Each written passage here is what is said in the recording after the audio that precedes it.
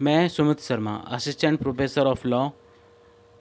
आज हम लोग the contempt of court act 1971 पढ़ेंगे या न्यायालय अवमानना अधिनियम 1971 पढ़ेंगे। इस एक्ट में कुल 24 धाराएं हैं तथा यह 24 दिसंबर 1971 को पास हुआ है। इस एक्ट का उद्देश्य न्यायालय की गरिमा को बनाए रखना है एवं उसके महत्व को भी बनाए रखना है।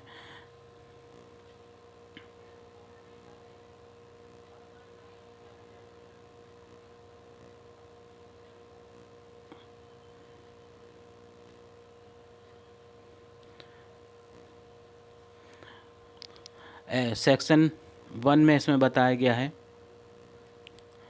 शॉर्ट टाइटल एंड एक्सटेंड, संक्षिप्त नाम और प्रसार। इस अधिनियम का नाम न्यायालय अवमानना अधिनियम 1971 है। इसका विस्तार संपूर्ण भारत पर है। परिभाषा सेक्शन 2 में बताई गई डेफिनेशन। सेक्शन 2 में है, जो वेरी इंपॉर्टेंट है। इसमें 2A में बताई गई है कंटेम्प्ट ऑफ कोर्ट। तो इसमें बताया गया है न्यायालय अवमान से सिविल अवमान तथा आपराधिक अवमान अभिप्रेत है। इसके बाद B में ही सिविल अवमान को बताया गया है। सिविल अवमान से किसी न्यायालय के किसी डिक्री, निर्देश, रेट पढ़ चुके हैं हम लोग। भारतीय संविधान में 5 प्रकार की रेट होती है। अन्य आदेश की जानबूझकर अवज्ञा या उल्लंघन करना। इसके बाद C में बताया गया है क्रिमिनल कंटेम्प्ट या आपराधिक अवमान से अभिप्राय है कि चाहे वह बोलेगा या वह लिखे गए शब्द द्वारा, संकेतों द्वारा, रूपेण द्वारा या प्रकाशन अथवा किसी अन्य ऐसे कार्य को करना है जो किसी न्यायालय को कलंकित करता है, जो किसी न्यायिक कार्रवाई में अवरुद्ध होता है। इसके बाद उच्च न्यायालय पढ़ना हैगा। उच्च न्यायालय की जो डेफिनेशन है वो दी गई है 2D में। हाई कोर्ट किसी राज्य या संघ राज्य क्षेत्र के लिए उच्च न्यायालय अभिप्रेत है, चाहे वो किसी भी राज्य का हो। चाहे जैसे मध्य प्रदेश राज्य है, उसमें MP हाई कोर्ट जबलपुर में है। ऐसे इसी प्रकार उत्तर प्रदेश में। तो हाई कोर्ट की डेफिनेशन है ये। इसके बाद सेक्शन 3 में आते हैं। सेक्शन 3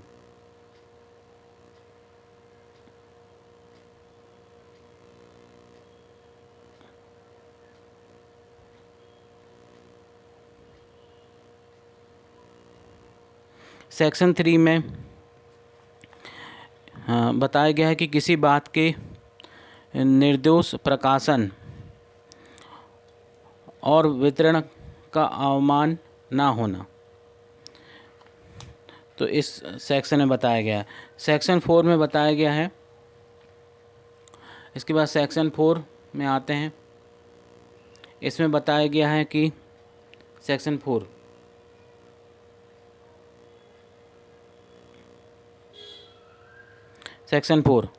न्यायिक कार्रवाई की उचित और सही रिपोर्ट का अवमान ना होना। अगर न्यायिक कार्रवाई उसकी उचित सही रिपोर्ट है तो उसका वह अवमान नहीं माना जाएगा, तो उसका कोई दोषी नहीं होगा। सेक्शन 5 में बताया गया है न्यायिक कार्य की आलोचना अवमान ना होना। इसमें बताया गया है कि अगर कोई न्यायिक कार्य हुआ है और उसके गुणागुण पर कोई उचित टीका टिप्पणी है कि उससे जैसे कोई मिस्टेक हो गई है और उसमें उचित टीका टिप्पणी की गई है तो वह अवमान ना होगा।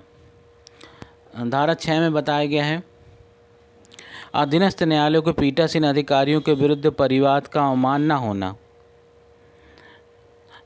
इसके बाद 7 में बताया गया है धारा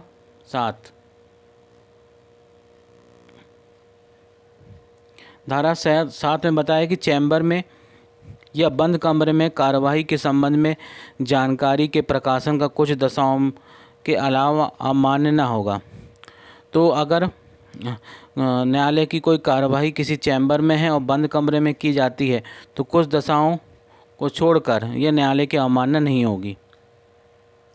इसके बाद धारा 8 में आते हैं। धारा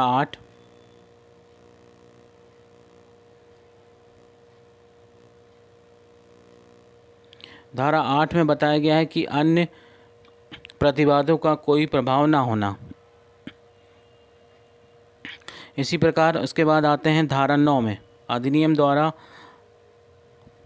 अवमान की परिधि का बढ़ाया जाना ना होना। धारा 9। इसके बाद 10 में बताया गया है अधीनस्थ न्यायालयों के अवमान के लिए दंडित करने की उच्च न्यायालय की शक्ति। जो अधीनस्थ न्यायालय होंगे अगर उनसे कोई अवमान्य हुआ है तो इसको दंडित करने की किसको पावर है? हाई कोर्ट को पावर है। धारा 10 में बताई गई है। इसके बाद धारा 11 में आते हैं।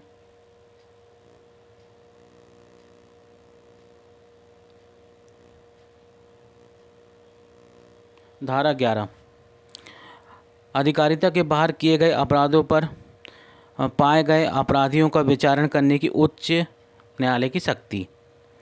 तो अधिकारिता के अगर कोई बाहर कोई लिखा है अधिकारिता के बाहर किए गए अपराधों या पाए गए अपराधियों का विचारण करने की हाई कोर्ट की पावर है इसमें।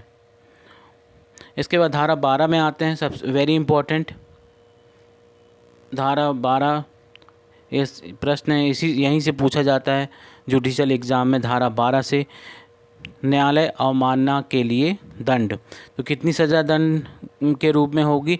6 माह 6 मंथ की सज़ा है और 2000 रुपये जुर्माना, या दोनों भी हो सकता है। इसके बाद धारा 13 में आते हैं। धारा 13 में बताया गया है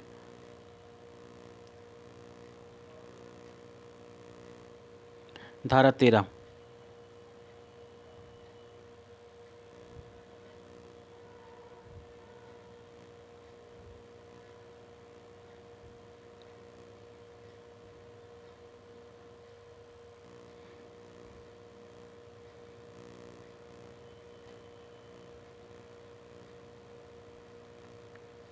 धारा 13 में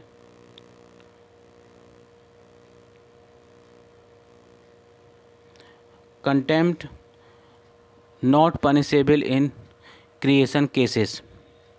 धारा 13 में बताया गया है कतिपय मामलों में अवमाननाएं दंडित नहीं हैं। मतलब कुछ मामले ऐसे होते हैं जिसमें अवमानना दंडित नहीं है। तो इसके बाद फिर इसमें धारा 14 में आते हैं जहां उच्च न्यायालय या उच्च न्यायालय के सम्मुख अवमानना की गई हो वहां प्रक्रिया।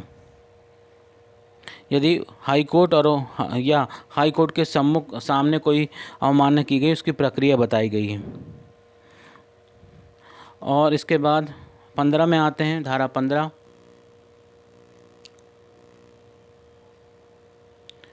15 में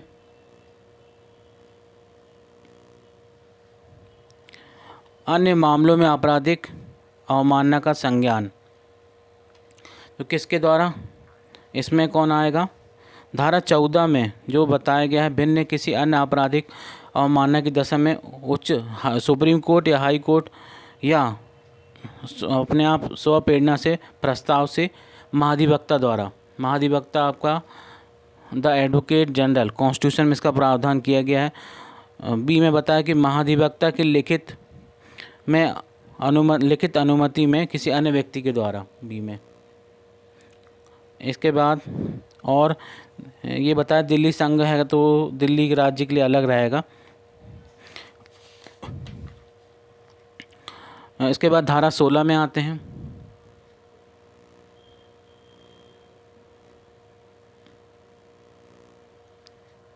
कंटेम्प्ट बाय जज, मजिस्ट्रेट और अदर्स पर्सन एक्टिंग जुडिशली। 16 में बताया कि न्यायाधीश, मजिस्ट्रेट या न्यायिक रूप से कार्य करने वाले अन्य व्यक्ति द्वारा अवमानना। यदि अवमानना जज के द्वारा, किसी मजिस्ट्रेट के द्वारा या न्यायिक रूप से कार्य करने वाले व्यक्ति द्वारा की गई है तो उसके संबंध में बताया गया इसमें, तो वैसे ही लागू होगा जैसे सब किसी भी व्यक्ति के लिए होता है। इसके बाद धारा 17 में बताएं संज्ञान के बाद की प्रक्रिया। धारा 17 में संज्ञान के बाद की प्रक्रिया है ये।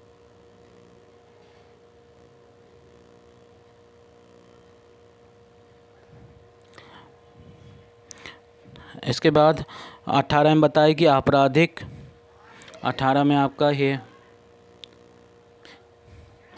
Hearing of case of criminal contempt to be माई बाय बेंचेस, इसमें बताया गया है धारा 18 में कि आपराधिक अवमानना करने के मामलों में न्यायपीठों द्वारा सुनवाई होगी।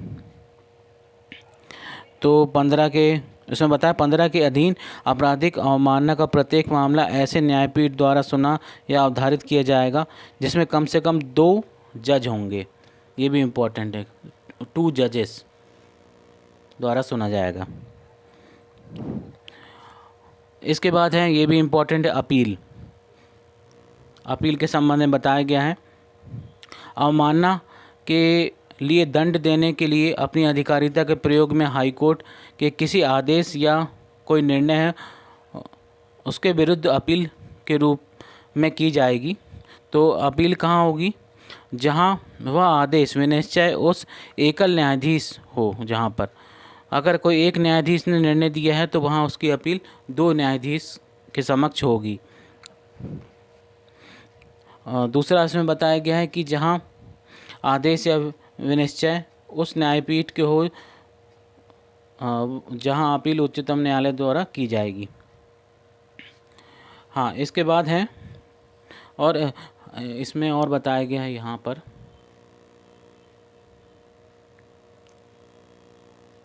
हाँ, ये भी इम्पोर्टेंट है अपील के लिए 30 डेज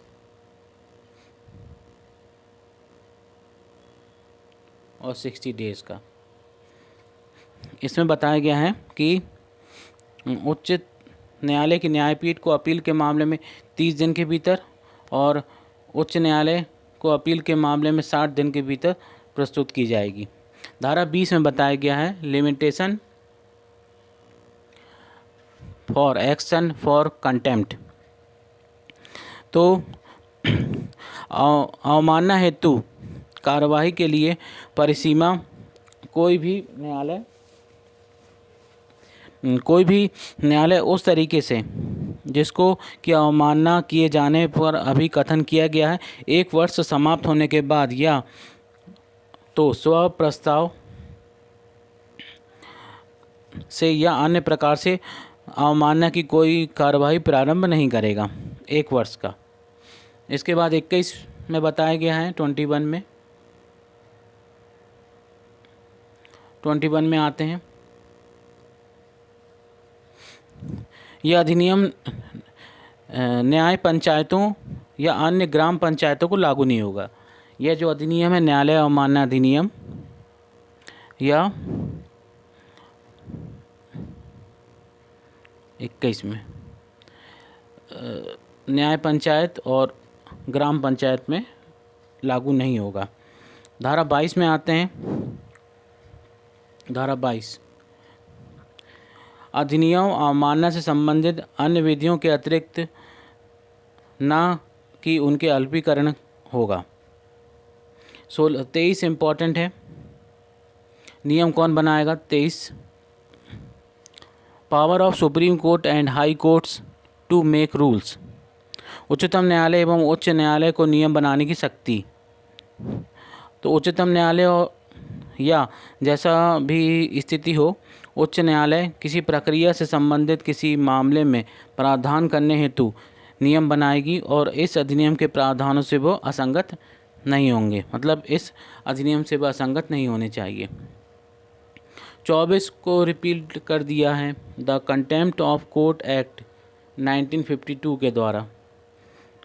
न्यायालय अवमानना अधिनियम 1952 द्वारा निरस्त किया गया। धन्यवाद।